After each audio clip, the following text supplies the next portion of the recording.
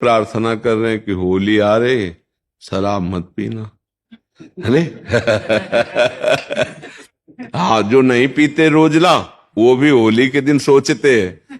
तो अब हमारे पास आए हो तो भाई हमारी प्रार्थना है कि शराब मत पीना, मांस मत खाना, पराई माता बहनों से गंदी दृष्टि मत करो, और नाम जप करो राधा राधा, तो तुम्हारा ये जीवन सुखमय हो जाएगा। और परिणाम आपका आपका परलोक भी बढ़िया बन जाएगा। अगर इस लोक से परलोक नहीं बनाया तो खाली हो गए, फिर क्या है? यहाँ जो है सब यहीं रहेगा, पाप पुण्य लेके जाओगे। तो राधा राधा नाम परलोक के लिए, और इस लोक में सुखी तब रहोगे जब आचरण सही होंगे। तो शराब, व्यभिचार, मांस, ये राक्षसी वृत्ति है, ये मनुष्य वृत्ति नहीं है। आपके लिए कामोपभोग के लिए गृहस्थ में धर्म पूर्वक व्यवस्था बनाई गई है। पति पत्नी परिवार का एक मतलब सीमा बनाई गई है। आप अपनी सीमा में रहो तो पाप नहीं होगा, चाहे स्त्री हो चाहे पुरुष हो। सीमा का उल्लंघन करोगे तो अपराध बन जाएगा, फिर बुद्धि भ्रष्ट हो जाएगी और जीवन दुख में हो जाएगा। अच्छे से चलो, नाम जप करो तो यहाँ भी सुखी, परलोक में भी सुखी। राधा राधा खूब नाम जप करो। और ये उत्सव तो आते जाते रहते हैं, आदत क्यों बिगाड़े? चाहे जितना उत्सव हो, ये गंदे नशा के लिए थोड़ी आता है। उत्सव आता है, खूब गाओ, नाचो, नाम कीर्तन करो, भगवान का जस, और अच्छे अच्छे पदार्थ बनते हैं, गुझिया और ये सब। ये जरूरी वो दलित दुराएं करे, वो नशा न करे, मांस न खाए, गंदी बातें न करे। यही हमारी प्रार्थना है आप लोगों से। अपना जीवन उज्जवल बनाइए, स्वस्थ रहिए, भगवान का चिंतन कीजिए, प्रसन्न रहने की चेष्टा कीजिए। थोड़ा जीवन है, हम अपनी तरफ से सबसे प्रार्थना करते हैं। देखो, आचरण ही हमारी हमको उन्नति अवनति सुख दुख प्रदान करते हैं। ये मांस खाना, शराब पीना, पराई माताओं बहनों की तरफ गंदी पाप दृष्टि रखना, ये कभी आपको सुखी नहीं होने देगी।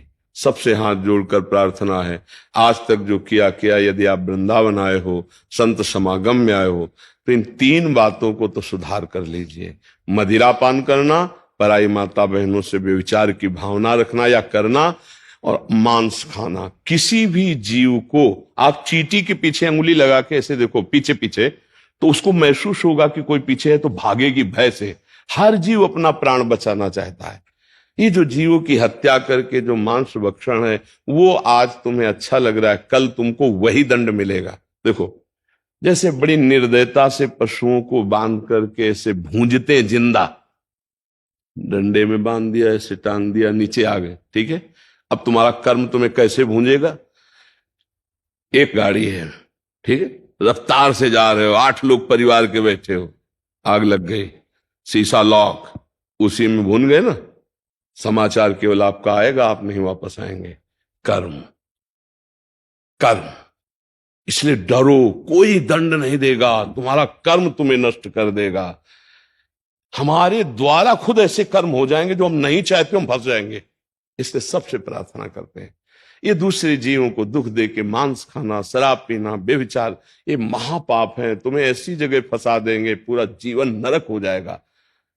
आप आंख खुलकर देख लीजिए, यदि हमारे कर्म न, तो हमें कहां पहुंचा देंगे, क्या दुर्गति हो जाएगी। साधु समागम में आए, इसलिए प्रार्थना है, अगर आप मान सको कि ये चीजें छोड़ दो तो अच्छा है। ये खान पान, ये गंदी आदतें आपको कभी सुखी नहीं करेंगी। फिर आप जब इनको छोड़ दोगे, तब आपके अंदर जो ज्ञान आएगा, फिर आपको दुख होगा कि मैंने ऐसा क्यों किया। जैसे अभी आप कह रहे थे ना, तो जब हम बराबर वही गंदी बात करते हैं, तो हमारे अंदर के जो सत परमाणु हैं वो नष्ट हो जाते हैं। वो फिर सलाह देने लगते हैं गलत ही, वो कभी अच्छी सलाह नहीं देते। जैसे अब आप कुछ करेंगे तो आपको एक सत परमाणु जो पुनः जागृत हुए, वो आपको क्लेश देंगे, हे फिर गलत करने जा रहा है। तो पहले असत चेष्टाओं को आज्ञा मानकर छोड़ दो, तो आपका परम कल्याण हो जाएगा। और जैसे बने जितना बने नाम जप कर लो यार, राधा राधा, कृष्ण कृष्ण, राम राम, जो आपको प्रिय हो आप नाम जप कर लो। हमारी बात मान लो, बिल्कुल हृदय से कह रहा हूं, यदि नाम जप करोगे तो भगवान बड़े कृपालु, बचा लेंगे। नहीं तो ऐसा संसार का दुखमय स्वरूप है, पूछो मत। वो जब संकट में फंस जाता है आदमी, तब समझ, शरीर प्राणों से प्यारा, अच्छा अब आपको असाध्य रोग हो गया, अब रात दिन जलो ना, उसका चिंतन होगा ना, रात दिन परेशानी आएगी ना, निकलो, इस शरीर से निकलो। हाँ, इस शरीर से ऊपर निकलो। जब तक हम नाम जप नहीं करेंगे, अच्छे आचरण नहीं करेंगे, तो हमारा जीवन मंगल में नहीं होगा। ठीक है। श्री राधा वल्लभ लाल।